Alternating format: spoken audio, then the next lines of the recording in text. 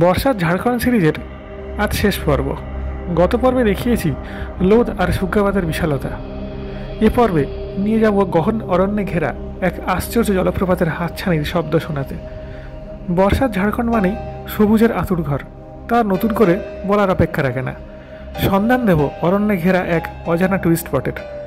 পাহাড়ি পথে ট্রেক করতে করতে শোনাবো বর্ষার কান্তি ফলসের ঝুমঝুম শব্দ। অ্যাডভেঞ্চারের নেশায় করব ছোট্ট একটা এক্সপিডিশন। চলো তাহলে শুরু করি আজকের গল্পটা। সবার আগে তোমাদের সবাইকে জানাই welcome to the kingdom of waterfalls.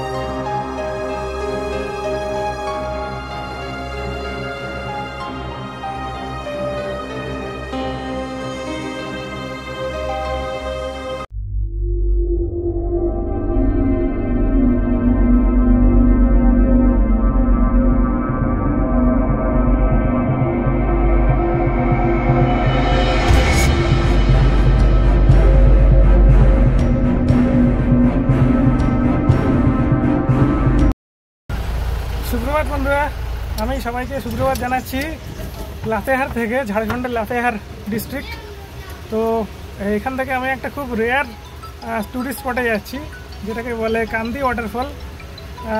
এবং ওখানে আরও দুটো তিনটে ওয়াটারফল আছে, কিন্তু সেগুলো খুব রিমোট। তো ওই কান্দি ওয়াটারফলটা দেখবো, ওটা খুব এখানকার বিখ্যাত জায়গা, যদিও আমাদের কাছে ওটা অচেনাই। কারণ বলতে পারেন যে এখানে খুব একটা লোকে আসে না আর কি বেড়ানোর পারপাসে। বেশিরভাগ নেতারহাট, লোদ ফলস ওইদিকে যায়। তো এখানে দেখার জায়গা আছে বেশ কিছু লাতেহারের আশেপাশে।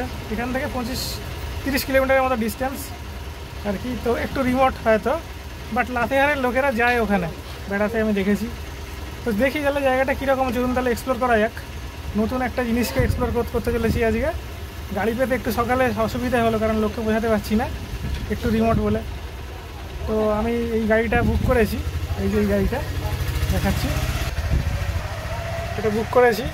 এই ভাড়া নেবে সব মিলে 2000 টাকা আর কি, আপ ডাউন। আর ওখানে বেশ কিছুক্ষণ ওয়েটও করতে হবে, এটা একটা ব্যাপার আছে। তো চলুন তাহলে। ইনি এই গাড়িটা চালাচ্ছেন। भैया आपका नाम रंजीत कुमार है? अच्छा, इनका नाम रंजीत कुमार है। तो আপনারা যদি লাতেহারে বেড়াতে আসেন তাহলে এনার গাড়ি अपना हायर करते पारें। एवं ये आसपास अंचले आप लोग पलामऊ फोर्ट भी लेके जा सकते हैं ना, अगर गाड़ी बुक करते हैं कोई। बेतला नेशनल पार्क, पलामऊ फोर्ट, और ये जो स्पॉट में जा रहे हैं ये वाला स्पॉट, जितना सारा स्पॉट है आप कवर कर सकते हैं, कवर करते हैं। और अच्छी नज़ारे हैं। अच्छा, ठीक है, ये बरसात का मौसम है, बरसात का मौसम है। हाँ, झरना ऊंचाई से पानी गिर रही है। हाँ वही, और ये मतलब देखने में बहुत सुंदर लगता है। हाँ, सुगा बांध, বিভিন্ন ধরনের ওয়াটারফল আছে এখানে। তো ঠিক আছে বন্ধুরা, চলুন তাহলে ওনার সাথে আলাপ করে দিলাম। आपका नंबर दे दूंगा थोड़ा यूट्यूब में, ठीक है? ঠিক আছে, আপনাদের সাথে শেয়ার করে দেবো। ওকে বন্ধুরা, চলুন তাহলে দেখি, এক্সপ্লোর করি জায়গাটা। বন্ধুরা, এই যে রাস্তাটা দিয়ে যাচ্ছি, এটা হলো একটা ন্যাশনাল হাইওয়ে। এই রাস্তাটি কানেক্ট করছে রাঁচির সাথে ডালটনগঞ্জকে। আর ডালটনগঞ্জ আপনারা জানেন এখন ঝাড়খণ্ডের মধ্যে। তো এখানেই রয়েছে লাতেহারের ওপরে পড়ে লাতেহার। তো আমরা এই রাস্তাটা দিয়ে যাচ্ছি রাঁচির দিকে এখন। তো অন দ্য ওয়ে ছান্দোয়া বলে একটা টাউন পড়ে, সেই ছান্দোয়া টাউনের পরে ওই রিমোট জায়গাটা পড়বে যেখানে ওয়াটারফলসটা আছে।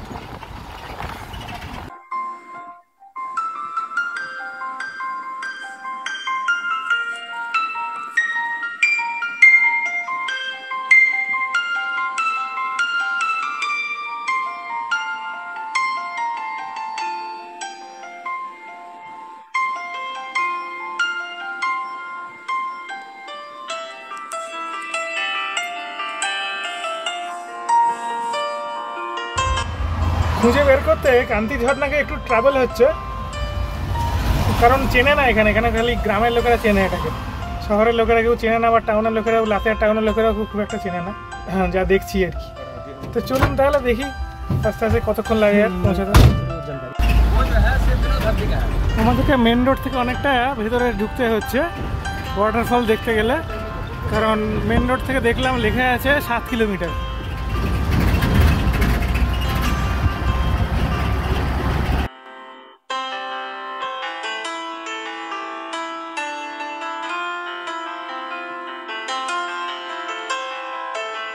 এই ভাই আমাকে কন্টিনিউয়াস হেল্প করে যাচ্ছেন, কারণ এই কান্তি ওয়াটারফলে আমি আসতেই পারতাম না যদি না ইনি हेल्प করতেন আর কি। तो भैया थैंक यू वेरी मच। एक साथ हम जाएंगे दोनों मिलके वाटरफॉल देखने के लिए अभी, क्योंकि यहाँ पे अकेला जाना थोड़ा खतरनाक लग रहा है मुझे। তার কারণ হচ্ছে বন্ধুরা এখানে খুব রিমোট জায়গাটা, প্রথম কথা। দ্বিতীয় কথা হচ্ছে খুব এখানে দেখুন দুটো বাইক দাঁড় করানো আছে, আর এখানে হয়তো জঙ্গলি জানোয়ার টানোয়ারও থাকতে পারে, হয়তো হাতি ফাতিও থাকতে পারে। তো সেই জন্য আমি করবো কি, ওনাকে নিয়েই যাবো সাথে করে।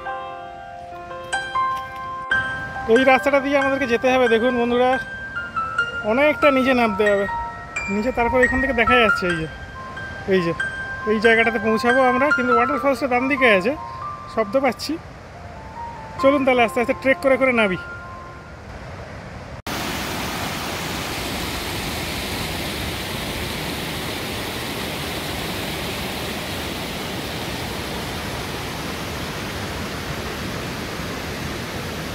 না পাথরের কালারটা দেখুন কীরকম, একদম লালচে মতো।